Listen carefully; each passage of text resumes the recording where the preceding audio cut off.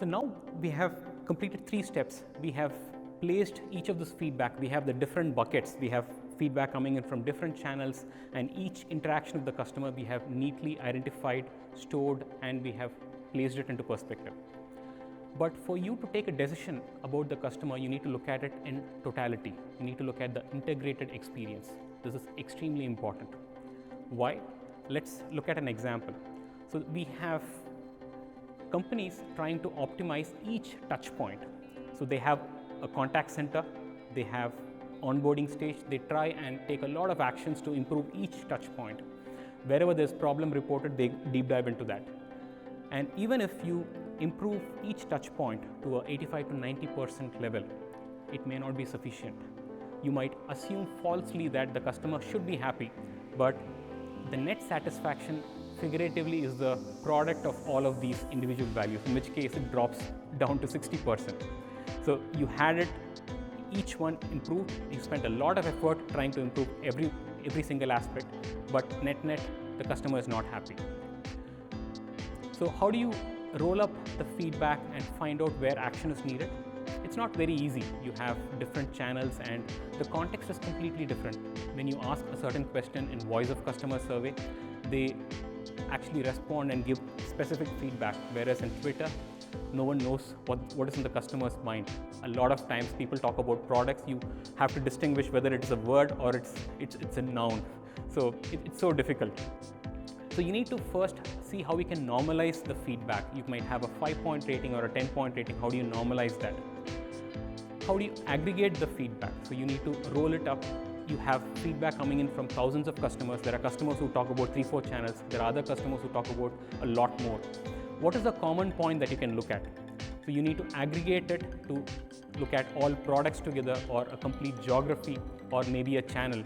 There are different logical points you can aggregate, roll up all of it. Then you can start identifying what does it say. There's still a lot of manual effort involved.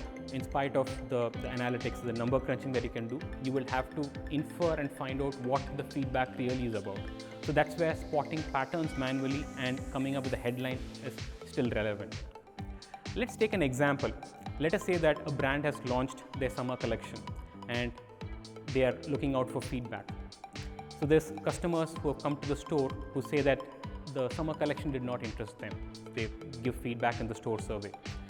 From the competitive survey, the brand finds out that there's a rival brand which seems to be doing better because of probably the features they have in the colors of certain ranges. In social media, customers are even more vivid.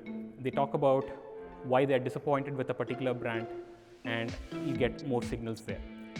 And then when you look at the revenue numbers and market share, you get details as to the market share has dropped 2.5% last month. When you combine all of these signals together, roll it up and do all the techniques we talked about, we can come up with a headline like this. Our summer collection didn't land well. Brand B scored on vibrancy. Poor feedback led to 2.5% market share loss. So this is a headline which is actionable. You have stitched together all the signals. You're not running in separate directions based on feedback coming in from one channel. This is the power of integrated customer experience and finding out the aggregated takeaway. So what we need to do, we need to look across channels. We need to see what customers are talking about in different forums and across the different types of feedback, whether it is customer feedback, product survey, or competitive survey. Also look at what are the other channels telling you. And then you start combining them all together. You have the quantitative aggregation, you have the qualitative one. When you come up with all of this, you would be able to stand up and say that this is what we have found, this is where you need to act.